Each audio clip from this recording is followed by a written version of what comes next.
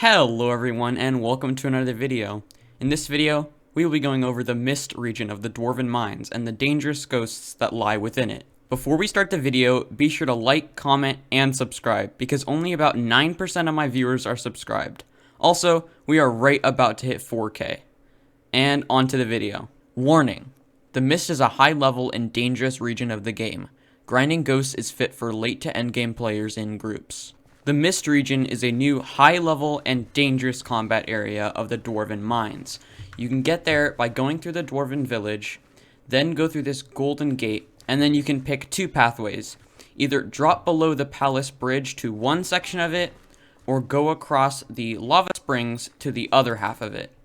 Both of them are reachable from each other as there is a bridge that connects them through a little tunnel.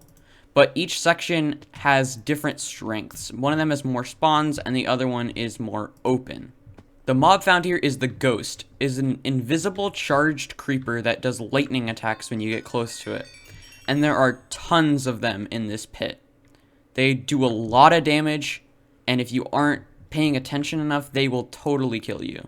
Ghosts have 1 million health and 0 defense, and although they are mystical ghosts, they only take damage from melee attacks, or whatever the game thinks is melee attacks, which includes the Flower of Truth ability and some other things. As such, they do not take any damage from ranged items such as projectiles, and they don't take any magic damage at all. Now let's get into what these guys drop. Basically, they drop sorrows, which are little gas tier fragments used to craft the sorrow armor, which is the best armor in the game for magic find, mining speed, and mining fortune.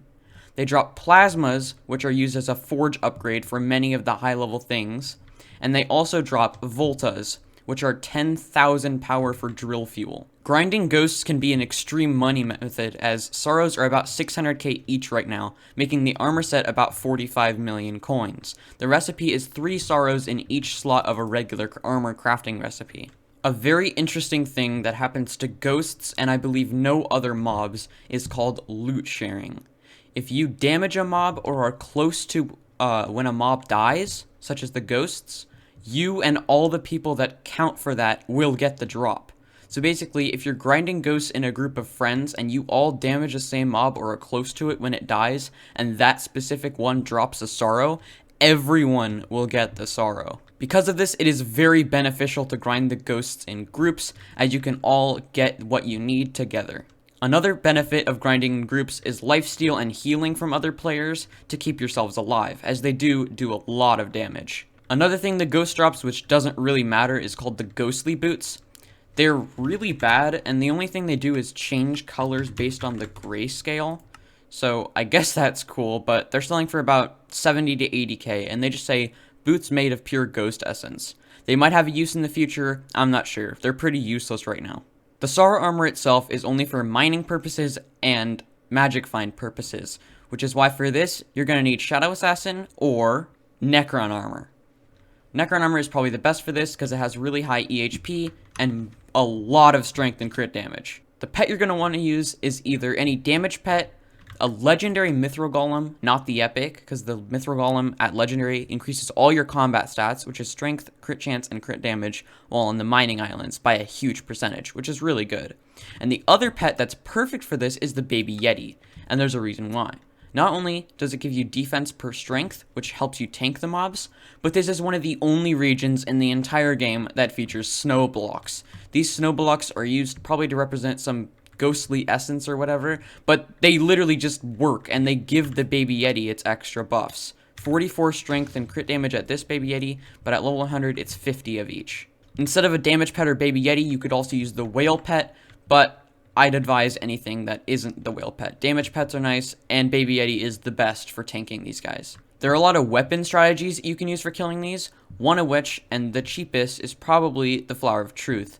The Flower of Truth ranged ability actually damages these mobs, and it also hits 3 of them at the same time, which is really good. The ricochet actually works on them. So not only can you hit them from a range, you can hit multiple of them, which is very useful. The Phantom Rod is another option, as you can cast your hook onto the ghost and then keep left clicking from a range, but it doesn't do a lot of damage, and it's really not that great. The classic Livid Dagger is another good option, specifically with the Swarm Ultimate enchant, as because there are going to be a lot of ghosts around you, and the swarm will just multiply your damage over and over. The attack speed also helps for a really high damage output. Another strategy is sword swapping with a giant sword or emerald blade. Giant sword is probably better, but emerald blade works too. Basically, put one for all on them, cast a ranged item like the Flower of Truth, and then swap to giant sword. As you can see, I just one-tapped that ghost because of it. It makes you do insanely high damage because the stats on the giant sword are transferred into the ranged flower before it hits. Another side weapon you can use is the Silent Death drop from Shadow Assassins. You can teleport to the mob, which makes you go behind them, letting you do more damage with your Live Dagger, and it also gives strength on use. So it's like a no mana weird tuba. However, the best weapon for grinding ghosts is the Soul Whip, and the Soul Whip price has increased drastically because of this. The Soul Whip has an item ability called Flay. Flay your whip in an arc, dealing your melee damage to all enemies in its path, meaning that because it does melee damage, it still works on the ghosts. And because it is a projectile that travels in a straight line, it pierces everything in its path.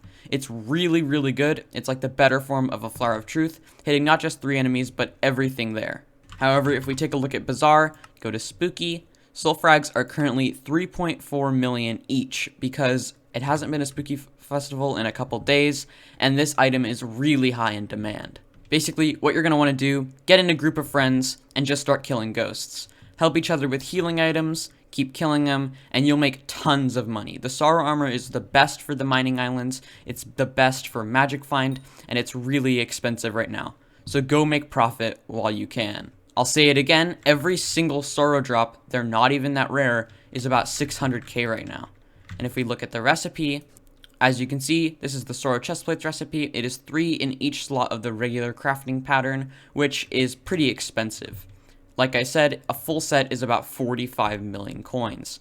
So you could also use this just to get the Sorrow Armor yourself, not just as a money method.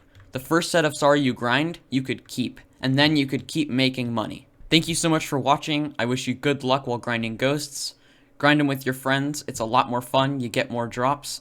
And thank you for watching. Expect a lot more videos really soon. I will be uploading my next video Saturday. It's going to be a pretty funny video. You should stick around for it.